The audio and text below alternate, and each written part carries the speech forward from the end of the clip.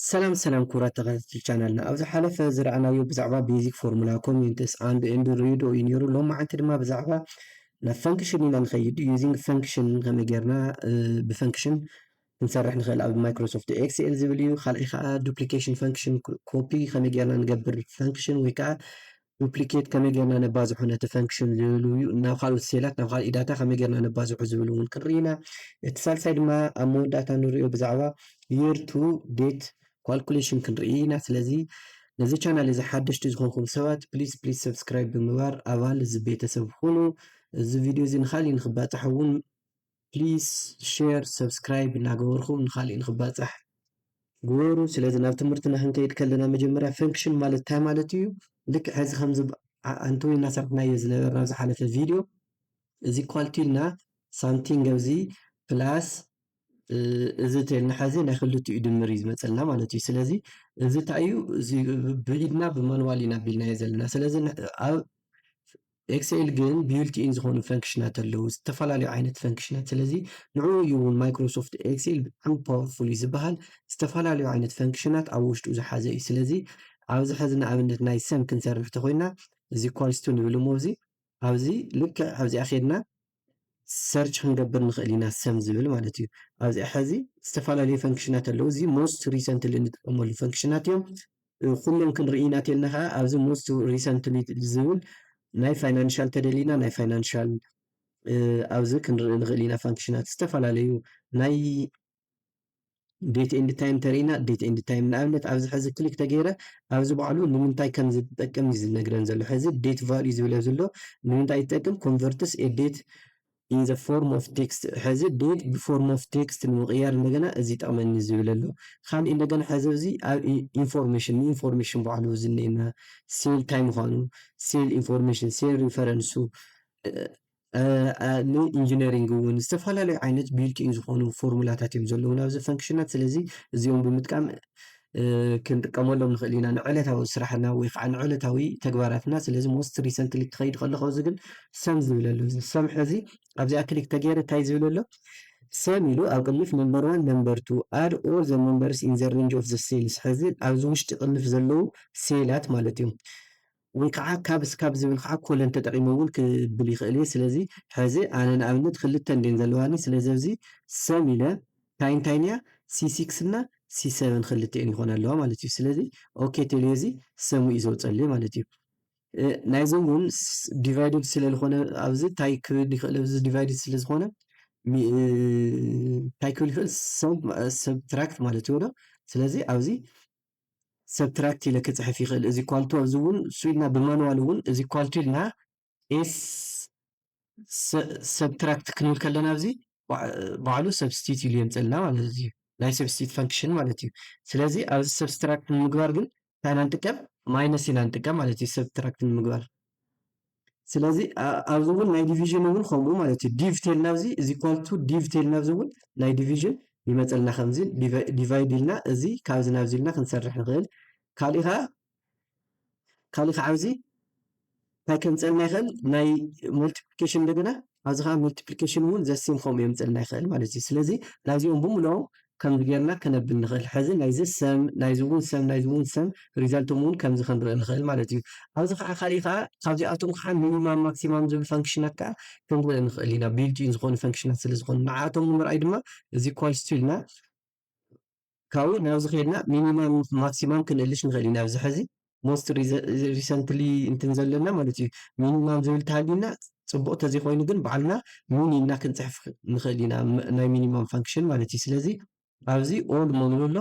ካብኡ ኣብዚ ኦል ኢልና ሕዚ ኣብዚ ንኣብነት ከምዚ ሚን ክንፅሕፍ ከለና ሚኒማም ማክሲማም ዝብል ይመፀልና ማለት እዩ። ስለዚ እዚ ሚን ክሊክ ክንገብር ከለና እዚ ሪተርንስ ዘ ስሞለስት ነምበር ኢን ዘ ቫልዩ ኦፍ ምናምን ዝብለና ኣሎ። ኣብዞም ቫልዩ እዚኦም ኣብ ቅንፍ ውሽጢ ዘለዉ ሲ እቲ ዝነኣሰ ነምበር ሪተርን ይገብረልና ወይ ከዓ ዲስፕሌይ ይገብረልና። ኦኬ ንበሎ እሞ እዚ ሚን ኦኬ ክንብል ከለና ካብ ናብ እዩ ዝብለና ዘሎ ካብ ሲ 8 ክሳብ ጂ ኣብዚ ዝብለና ዘሎ። ስለዚ ንሕና ግን እዚኣ ናብ ዝሞ ከብለልኩም ካብዚ እስካብዚ እየ ደልየ ኣነ ካብዚ እስካብዚ እየ ደልየ ዘለኹ። ስለዚ እስካብዚ ዘሎ ማለት እዩ። ሕዚ ካብዚ ጀሚርካ ስኡለ ከምዚ ገይረ ድራግ ተገይሩ እዩ ክሳብ እዚ ዘሎ ማለት እዩ። ካብ ሲ 8 እሽካዕ F8 ዘሎ ሚኒማም ቁፅሪ ዲስፕሌይ ግበረለ ዝብል ማለት እዩ። ስለዚ ሚኒማም ቁፅሪ ካብዞም ዘለዉ ዝነኣሰ መን እዩ? እዚ እዩ ማለት እዩ። ስለዚ ኣብዚ ፎርሙላ እውን ከምዚ ቲክ ክገብር ከለኹ ሚኒማም ቁፅሪ ሚኒማም ኦፍ ካብ C8 ቫልዩ ዝሓዙ ክሳብ F8 ቫልዩ ዝሓዙ ዘለዉ እዚ እዩ ይብለኒ ኣሎ ማለት እዩ። ዘሴም ማክሲማም እውን ዲስፕሌይ ንክገብረለይ እንድሕር ደልየ ከዓ እዚ ኢኳልስ ቱ ይብል እሞ እዚ ካብኡ ናብዛ ፋንክሽን ይኸይድ ማለት እዩ። ተደልየ ከዓ ኣብዚ ከዓ ባዕለይ እንድሕር ዝፈልጦ ኮይነ እዚ ኢኳልስ ቱ ኢለ ኣብዚ ማክስ ክብል ከለኹ ባዕሉ ዲስፕሌይ ይገብረለይ እዚ ካብኡ ማክስ ክብል ከለኹ እዚ እዚኣ ማክሲማም ክብል ከለኹ ክሊክ ተገይረያ ሪተርንስ ዘ ላርጀስት ቫልዩ ኢን ዘ ሴት ምናምን ዝብል ኣሎ እዚ ስለዚ ኢን ኤ ሴት ኦፍ ቫልዩስ ኢግኖር ዘ ሎጂካል ምናምን ዝብል እዚ ኦኬ ተለዮ ማክሲማም ኢሉ ከምዚ የምፅአለይ ስለዚ እዚ ብኢደይ ወላ ክፅሕፎ C8 ክብል ከለኹ ኣፍታ C8 ዘለኹ እዚ ብእንትን ገይሩ ሃውቨር ይገብረለይ ካብኡ ክሳብ ዝብል ክልተ ኮለን ካብ ኪቦርድ ዳይሬክት ክፅሕፍ ይኽእል እየ ካብኡ ክሳብ F8 ኢለ ተፅሒፈ ካብኡ ቅንፍ ተዓፅዮ ኢንተር ተይለ እቲ ዝዓበየ ቁፅሪ ካብዚኦም እውን ዲስፕሌይ ይገብረለይ ማለት እዩ። ስለዚ ልክዕ ከምዚ እናገበርና ክንጥቀም ንኽእል ኢና። እዚ ሕዚ እንታይ እዩ ኣብዚኣ ክሊክ ተገይረ ማክሲማም ነምበር ኦፍ እንትን እዩ ዝብለኒ ዘሎ ናይዚኦም እዚ ከዓ እንታይ እዩ ሚኒማም ነምበር እዩ ዝብሎ ኣብዚ ኣቨሬጅ እውን ክንሰርሕ ንኽእል ኢና ናይዚኣቶም ማለት እዩ። ኤቪጂ ሞንበል ኤቪጂ ማለት ኣቨሬጅ ማለት እዩ። ስለዚ ኣቨሬጅ እንደገና እንታይ ኢና ክንገብር ኣቨሬጅ ዝኾነ ኣቨሬጅ ዘውፅአልና እንደገና ቢልትኢን ዝኾነ ፈንክሽን ኣሎ ኣብ ማይክሮሶፍት ኤክስኤል ማለት እዩ። እሱ ንምርኣይ እዚ ኢኳልስ ቱ ንብል እሞ እዚ ካብኡ ኤቪ ጂ ክብል ከለኹ ወይም ደሞ ኣቨሬጅ ክብል ከለኹ እዚ እንታይ ዲስፕሌይ ይገብረለይ ሪተርንስ ዘ ኣቨሬጅ ኦፍ ኣርትሜቲክ ሚን ይብሎ እዚ ማለት እዩ። ስለዚ እዚኣ ኣቨሬጅ ይብል እሞ እዚ ኣቨሬጅ ኦፍ ዋት ካብዚኣ ጀሚርካስ ሳብ እዚኣ ይብሉ ኣለኹ ብማውዝ እውን ከምዚ ድራግ ክንገብር ከለና ባዕሉ ክፅሕፈልና ይኽእል እዩ። ስለዚ ኣብዚኣ ቅንፍ ክዓፂ ከሎ ከምዚኣ ገይረ ኢንተር ተይለዮ ኣቨሬጅ ናይ ዝመፁ ዘለዉ ድምራት ክምቀል ከሎ ነምበር ኦፍ ቶም ቁፅሪ 4 መቂሉ ብኣቨሬጅ ከምዚ ይህበኒ ኣሎ ማለት እዩ። ስለዚ ክቡራት ተኸታተልትና ልክዕ ከምዚ ገይርኩም ኣብ ዕለታዊ ስራሕትኩም ሚኒማም ማክሲማም ሰም ሰብትራክት ዲቪዥን እና መልቲፕሊኬሽን ትሰርሑ ትኽእሉ ኢኹም ማለት እዩ። ስለዚ ምክንያቱም ኣብዛ ፋንክሽን ባር እዚኣ ኤፍኤክስ ትብል ተኣቲና ብጣዕሚ ኣዝዮም ብዙሓት ዝኾኑ ፈንክሽናት ስለ ዘለውዎ ማለት እዩ። እቲ ሳልሳይ ድማ ክንሪኦ ንኽእል ድማ ከመይ ጌርና ኢና ዱፕሊኬት ክንገብሮ ንኽእል ዝብል እዚ ልክዕ ከምዚ ሕዚ ከምዚ ድራግ ዝገበርናዮ ናይ ሰም ሕዚ ናይ ሰም ከምዚ ገይረ ድራግ ገይረዮ ንኩሉ ወዱ ከምዚ ገይርንዮ ስለዚ ኣብዚኣ ቲክ ተገይረ እንታይ እዩ ዲ6 እና ዲ7 እዩ ዝብለኒ ኣብዚኣ ቲክ ተገይረ ኢዝሊ ኮፒ ንገብሮ ኣለና ማለት እዩ። E6 እና E7 ዝብል ኣሎ ኣብዚኣ ከዓ ክሊክ ተገይረ F6 እና F7 ዝብል ኣሎ ማለት እዩ። ስለዚ ከምዚ ድራግ ብምግባር እንደገና ክንሪኦ ንኽእል ኢና ማለት እዩ። ስለዚ ናብቲ ሳልሳይ ክንከይድ ከለና እንደገና እቲ ሳልሳይ ኤግዛምፕልና ግዜ ንክሓፅር ከምዚኣ ገይረ ኣዘጋጀየ ኣለኹ። እቲ ሳልሳይ ኤግዛምፕልና ከዓ በብወርሒ ዝኾነ ደሞዝ ኣለና ደሞዝና እዚ ንኣብነት 15,000 እንድሕር ኮይኑ በብወርሒ ዘሎ ኣብዚ ደሞ ቶታል ኤክስፐንስና በብወርሒ ደሞ ኣለዉ እዚ ማለት እዩ። ስለዚ ኤክስፐንስና እውን እንድሕር ከምዚ ነቐምጥ ኮይና ፋይናሊ ሴቪንግና ክንደይ ይኸውን ዝብሎ እዚ ኳልኩሌት ንምግባር እንታይ ኢና ንገብር እዚ ኳልስ ንብል እሞ እዚኣ ሳላሪና ማይነስ ደሞ ኤክስፐንስና ማለት እዩ። ሳላሪ ማይነስ ኤክስፐንስ ኢልና ኢንተር ክንገብር ከለና እዚ 7,500 ኣብ ጃንዋሪ ኤክስፐንስ እንትን ኣለና ማለት እዩ። 7,500 ኣቕሚጥና ኣለና ሴቭ ማለት እዩ። ምክንያቱም 7,500 ንኤክስፐንስ ስለ ዘውፃና ኣብዚ ክንመፅእ ከለና እውን ዘሴም ከምኡ ኢና ንፅሕፍ ግን ሕዚ ኣብዚኣ እታ ዱፕሊኬት ፎርሙላ ክንሪኣ ንኽእል እንታይ እዩ ኣብ ሓንቲ ፎርሙላ እንድሕር ሰሪሕና ከመይ ጌርና ኢና ናብዚኣ እውን ማንዋሊ ክንምፃእ ንኽእል ኢና ሕዚ እዚ ማይነስ እዚ ዝኸውን ዘሎ ምሽ እዚ ማይነስ እዚ ክኸውን ከሎ ኔጌቲቭ ዝኸውን ዘለዎ ሴቪንግና ምክንያቱም 18,000 ኤክስፐንስ ናይ 15,000 ሳላሪ ናይ ፌብሩዋሪ ስለ ዝኾነ ማለት እዩ።